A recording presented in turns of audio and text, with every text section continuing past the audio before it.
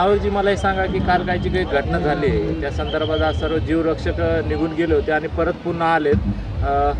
आमदारांचं काय सांगण्यावरून इथं आलेत आणि काय सांगाल तुम्ही या संदर्भात? बघा, आमदार साहेब कैलास गोरंट्याल त्याच्या भावाचं ऑपरेशन म्हणून मुंबईला गेले. हे 8 वर्षापासून हे तटरक्षक दल जे हे नांदेडचे हे फक्त महापालिकेच्या वतीने नाही, कैलास गोरंट्यालचं सांगण्यावरून येतात. तिथं काही रात्री गुंड लोक आलते की काळी स्कॉर्पिओ ज्या शिवसेना चिन्ह होता त्याने आमच्या लोकाला याला जे तटरक्षक आहे हे गरीब लोकाला त्यांनी तलवार गिलवार दाखिली, शिवीगाळ केली, तुमचं मर्डर करून टाकू. हे राजकारण विधानसभा या लागली बघा. हे अशा पद्धतीने ह्यांनी करायला नाही पाहिजे. आज सकाळी स्वतः मंत्री आले, टी शर्ट काढून टाका नाही तर तुम्हाला हे करू हाकलून दिलं.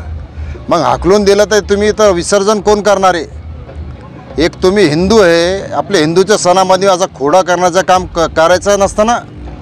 हा विधानसभा पुढे आहे ना, बघू ना ते तर काय होतं. अरे फक्त कैलास गोरंट्यालच्या सांगण्यावरून तटरक्षक दल परत आलेले आहे.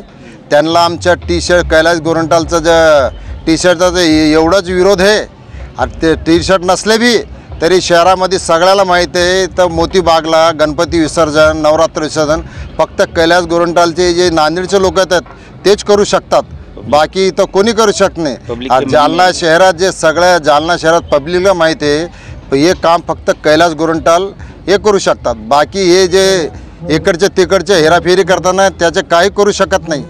पुढे विधानसभा या लागली साहेब, आहे ना आम्ही तयार. टी शर्ट निकाल सकते, जीवरक्षक आलेत आणि पुन्हा आलेत, आता परत येणार टी शर्ट वगैरे काढणार आहेत का असेच टी शर्ट घालून हे काम करणार आहेत? नाही, टी शर्ट आता आमदार साहेबांनी सांगितलं कैलासजी गोरंट्यालनी टी शर्ट काढूनच ते काम करणार आहेत. पण टी शर्ट ते नगरपालिकेत